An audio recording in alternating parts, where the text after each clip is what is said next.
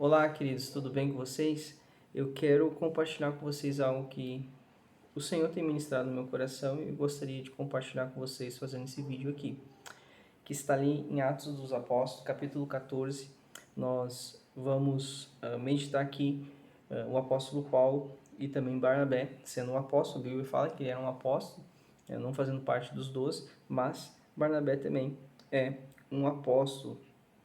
Eles estão numa viagem missionária, eles foram enviados da parte do Senhor e a igreja estava orando e encaminhou eles, e o Espírito Santo mostrou que era esses dois irmãos aqui nessa viagem missionária para ir e pregar as boas novas. O que seriam as boas novas? As boas novas é o Evangelho de Jesus, é trazer a boa notícia que nós agora temos uma esperança, que Jesus não apenas morre, como também ele ressuscitou.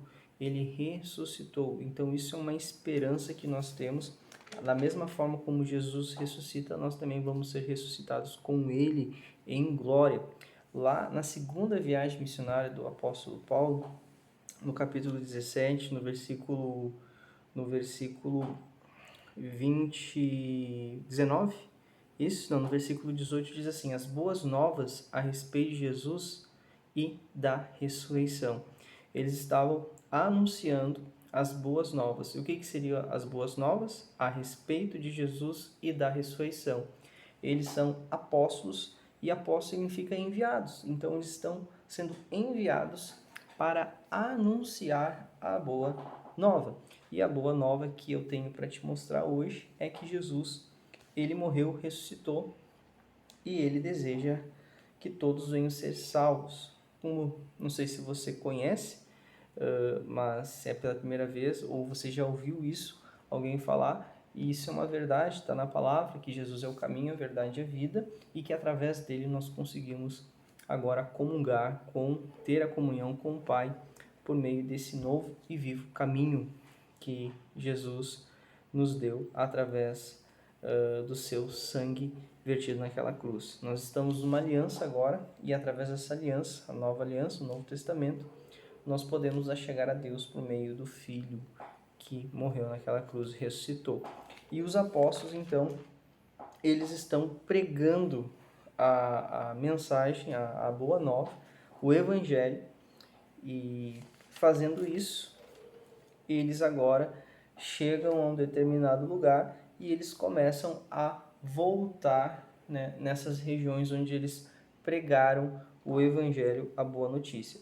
E é interessante que a Bíblia fala assim: eles pregaram as boas novas naquela cidade e fizeram muitos discípulos. A Bíblia fala sobre discípulos, não fala sobre membros. Às vezes nós queremos acelerar o processo e ter um monte de gente dentro da igreja, e às vezes as pessoas estão ali e não estão sendo cuidadas. Nós temos que olhar, né, olhar para os campos, e Jesus nos ensina que nós temos que orar para que o Senhor envie mais trabalhadores, não simplesmente para que nós possamos ganhar mais vidas, mas também para que venha ter o cuidado com essas vidas, ter o discipulado. Então a Bíblia fala que eles fizeram muitos discípulos, realmente pessoas que estavam comprometidas com o Senhor Jesus. A diferença de ter um membro, um discípulo, o membro está ali só para somar, o discípulo ele multiplica, o membro ele vai somente para ser servido, o discípulo está ali para servir e conhecer mais a Deus, e realmente amando a Deus e amando a igreja, que é o corpo de Cristo. Então eles fizeram muitos discípulos, e então voltaram para Listra, Icônio, Antioquia, fortalecendo os discípulos e encorajando-os a permanecer na fé. Aqui é um encorajamento, então eles estão indo, estão abrindo, vamos dizer assim, igrejas, porque quando eles estão numa cidade, há o anúncio do Evangelho, e agora é uma igreja naquele local, um representante de Cristo. Nós somos representantes de Cristo na terra. A igreja veio para representar o Filho por meio da ação do Espírito Santo, que nos capacita a viver o Evangelho, a sermos parecidos como o seu Filho amado Jesus Cristo.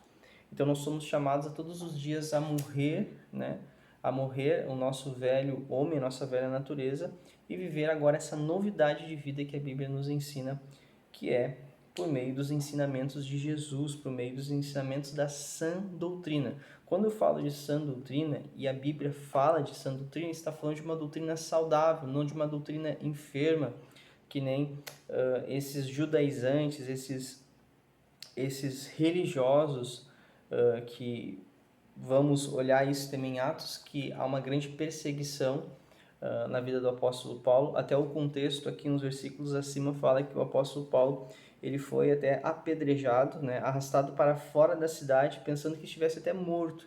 Então havia uma grande perseguição, e no contexto aqui também que eu vou ler, que é necessário que passemos por tribulações para entrarmos no reino de Deus. O apóstolo Paulo ele passou por muitas tribulações, já havia no início da sua caminhada, da sua caminhada ali onde o irmão foi lá e orou por ele, e as escamas dos olhos caíram, e Deus já tinha falado dizendo assim, olha, eu vou mostrar a este homem, o Paulo, Saulo, o que é padecer por amor do meu nome. Então Paulo, ele já tinha ali o Senhor já estava se revelando, mostrando a ele que realmente ele ia padecer, ele ia sofrer, mas o sofrimento do apóstolo Paulo, ele traz um grande testemunho de um homem de Deus que estava ali realmente amando Jesus, sendo perseguido, e o Senhor livrando ele, trazendo uma capacitação, até mostrando a ele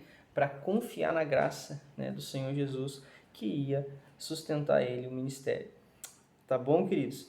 Aí eu me lembrei muito de Jeremias também, que Jeremias e muitos homens na Bíblia, se nós olharmos também para o Antigo Testamento, como Jeremias, Isaías, se viram incapazes, né? Mas o Senhor sempre encorajando eles, Josué e Moisés, cada um tinha a sua fragilidade, mas quando eu sou fraco, eu sou forte, porque eu não posso confiar na minha força, na minha capacidade, mas naquilo que o Senhor tem sobre a minha vida e sobre a sua vida, a unção que Ele derramou sobre nós, nos capacitando e nos usando para a obra dele. Então nós temos que confiar na força do Senhor, não no nosso braço. E o apóstolo Paulo, ele passou por muitas tribulações, por muitas perseguições, e eles estavam encorajando os irmãos a permanecer na fé também, porque eles poderiam estar passando por isso, ou iriam passar por isso, e com certeza muitos passaram, e até hoje nós podemos estar passando por algumas perseguições, porque nós amamos Jesus. E nós temos que ser fiéis a Ele. Amém, querido? Amém, queridos? Então, o que acontece aqui? O apóstolo Paulo, juntamente com Barnabé, eles foram a primeira viagem missionária, agora estão voltando encorajando os irmãos, estão voltando para Antioquia. E o que acontece? Acontece isso aqui, ó. Paulo e Barnabé designaram um presbítero em cada igreja, tendo orado e jejuado. Eles o encomendaram ao Senhor. Estão voltando, e agora uma preocupação tem que ter uma liderança que possa cuidar, né? Então eles vão ter uma outra situação mais para frente, que eles são encaminhados para fazer uma outra viagem missionária. Na verdade são 3 aqui que nós vamos ver na Bíblia, e essa é a primeira viagem missionária, e já tem um pensamento deles aqui: temos que colocar pessoas capacitadas pelo Senhor para estar liderando, pastoreando, que são presbíteros. E a forma de levantar esses presbíteros não foi algo pensado no tipo, vamos levantar aquele ali porque aquele ali é o mais inteligente, né, dos irmãos. Não foi assim, queridos. Ou aquele ali, aos nossos olhos, parece que ele é ideal. Não, a Bíblia deixa muito claro que eles oraram e jejuaram, e eles foram movidos pela inspiração do Espírito Santo para levantar homens que estavam sendo separados, encomendados para o Senhor, para um determinado trabalho ministerial, de cuidar da igreja, de administrar. E para isso, esses homens têm que ser exemplo, né, na fé, homens mais maduros. E é isso que acontece. Eles estão orando, jejuando, e eles o encomendaram ao Senhor em quem haviam confiado. E isso é o padrão bíblico, né? A unção, o chamado Não podemos apenas ter um conhecimento muito aprofundado da palavra das Escrituras e dizer agora que nós somos capacitados para cuidar de todo mundo. Não é assim. Deus, muito mais do que o próprio conhecimento, Ele quer trabalhar o nosso caráter. Ele quer trabalhar o nosso caráter. Porque nós não somos formados por aquilo que nós conhecemos ou pensamos, mas por aquilo que nós amamos. Então não adianta ter muito conhecimento e não amar a Deus verdadeiramente. Amém? E com certeza Deus ele vai levantar e vai capacitar aqueles que realmente o amam e que têm esse chamado específico para estar numa posição de presbítero, liderando e conduzindo a igreja à sã doutrina, a doutrina de Cristo, uma doutrina saudável. E o que acontece? Acontece que estão passando pela Pisídia, chegaram a Panfilha e, tendo pregado a palavra em Perge, desceram para a Atália. Não é Itália, é Atália. E navegaram de volta para Antioquia, onde tinham sido recomendados. A graça de Deus para a missão que agora haviam completado. Eles haviam completado, eles foram fiéis, eles foram conduzidos pelo Espírito Santo. Eu gosto muito de falar que Atos dos Apóstolos só é Atos dos Apóstolos porque tem os atos do Espírito Santo na vida dos apóstolos. Tudo o que eles fizeram, tudo que foi feito, foi porque o Espírito Santo os capacitou a fazer. Podemos dizer assim, atos do Espírito Santo.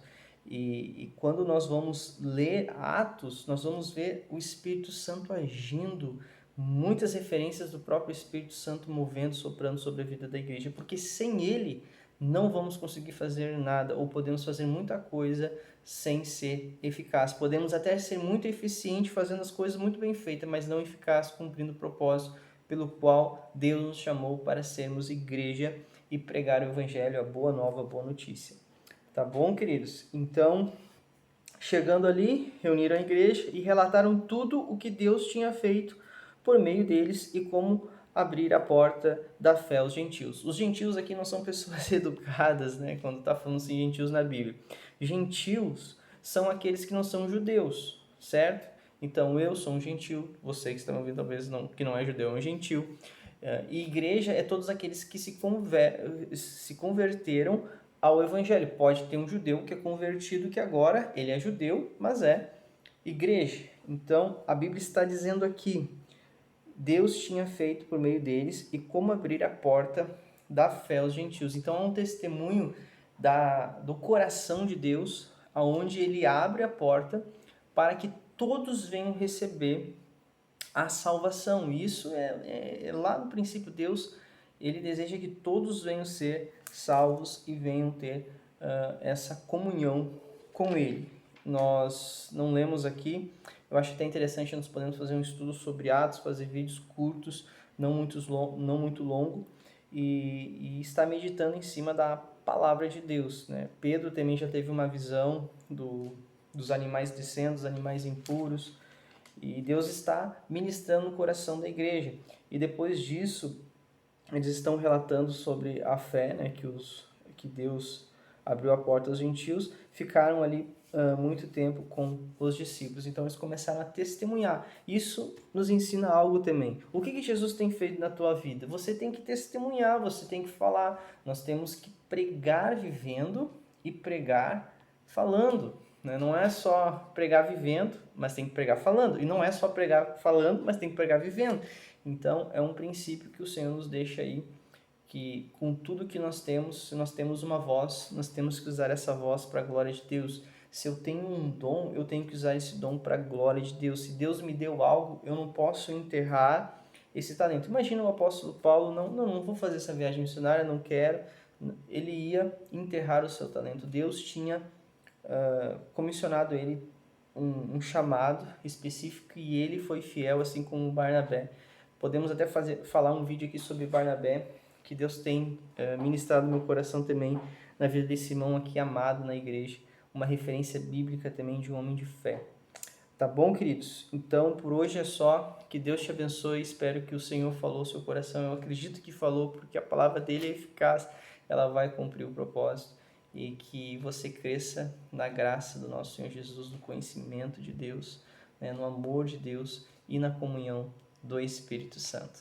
Fique na paz. Deus te abençoe.